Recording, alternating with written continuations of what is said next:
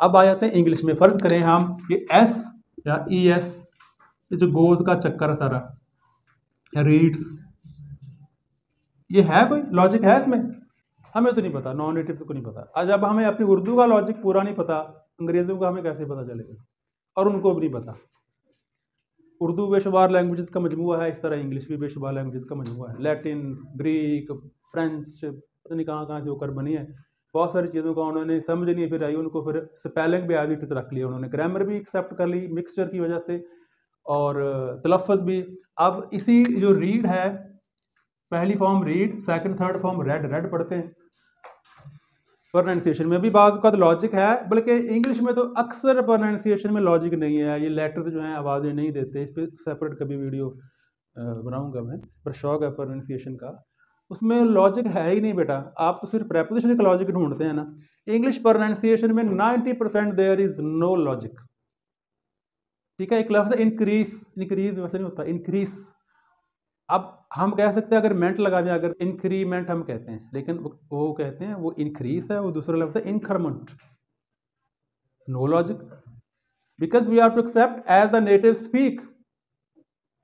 उर्दू जिस तरह हम बोलते हैं वो इस तरह ही कर रहे हैं, कोई रिसर्च वगैरह करते हैं, इस तरह ही वो एक्सेप्ट करते हैं। इसलिए इंग्लिश जैसा कि हमने एस ई एस को एक्सेप्ट किया हुआ है, इस तरह हमें प्रपोजिशन को भी एक्सेप्ट हम कर रहे हैं।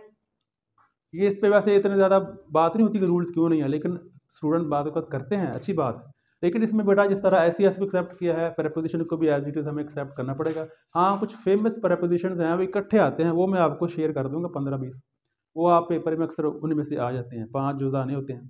ठीक है, तो उसका फिर बताता हूँ आगे थोड़ा सा और तरीका कि कैसे किस तरह आप याद कर सकते हैं। ठीक है, बाज़ औक़ात हमें वैसे तो ग्रामर को एज इट इज़ याद करना बुरा समझा जाता है चीज़ों को, लेकिन बाज़ औक़ात हमें चीज़ों को एज इट इज़ भी लेना पड़ता है। ठीक है, कहते हैं ना ज़िंदगी गुजारी जाती है कुछ बात मान कर, कुछ मनवा कर, कुछ बर्दाश्त करके, कुछ बोल कर, कुछ चुप रह कर। तो it's a complete package. So English, any language is a complete package. So we are to accept the system at it is. Okay, अब tell me, mobile phone, have you purchase mobile phone or laptop, and every mobile and every company in its every model there is a different system, Apple और Android, उसमें फिर आगे जो Vivo है उसके आगे कई सारे उसमें फंक्शन हैं, तो हम उसको एज इट इज लेते हैं और उसको इस्तेमाल करते हैं। Non natives, we are not to interfere with this language, we are to just use, इस्तेमाल करनी है हमने। उसमें बहुत सारी चीज़ों की हमें समझ आती है, कुछ की नहीं भी आती, तो हमें एज इट इज लेनी पड़ती है।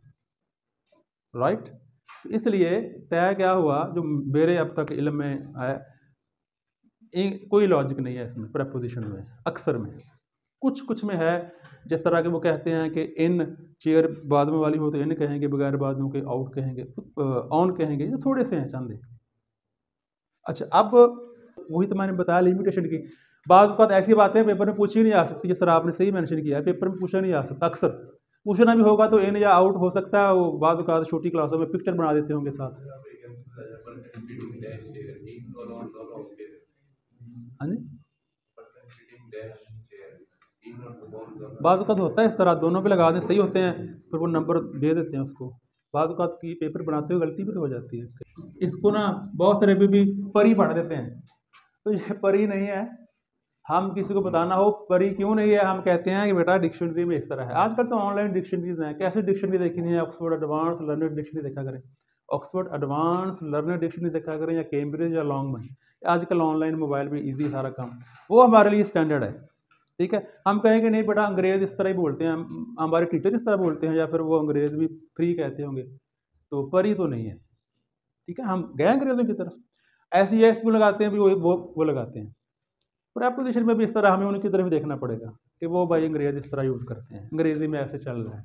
ठीक है, अभी जो मेरी आइंदा वीडियोस आएंगी ना, उसमें जो प्रेजेंट इंडेफिनिट टेंस है, सिंपल प्रेजेंट भी कहते हैं, ये इसकी जो पहचान है अब तक हमारी तमाम बुक्स में एक ऐसी बताई गई है और अधूरी लग रही है मुझे। मैं उसमें से बताऊँगा कि इसकी पहचान में ये फ़र्क है, मेरे ख्याल में ये होना चाहिए। तो हमारी हर चीज़ अधूरी है, तो हमने चीज़ों को जहाँ जहाँ इंटरफेयर करना चाहिए हम नहीं करते, जहाँ हम तलफ़्फ़ुज़ में बहुत इंटरफेयर करते हैं। लेकिन प्रेजेंट इंडेफिनिट हम अंग्रेजों की तरह ही पढ़ाते हैं। कंप्लीट इंग्लिश बोलने की कोशिश करें। हम इंग्लिश में बोलते हैं word just.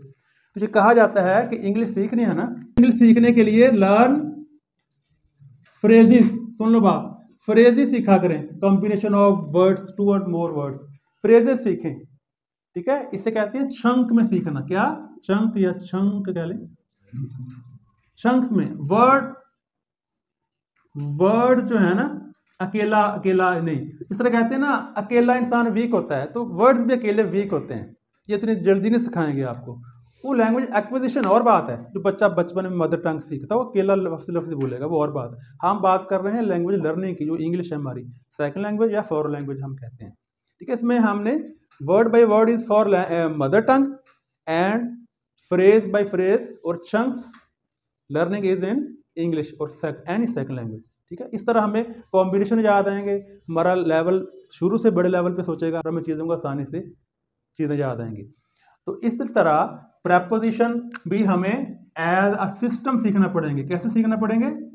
As a system, जिस तरह के हैं, एज इट इज, जिस तरह वो, यूज, ये देयर यूसेज और यूजेज, उनके इस्तेमाल की बुनियाद पर हम जिस तरह हम देखते हैं उस तरह हम सीख लेते हैं। ठीक है।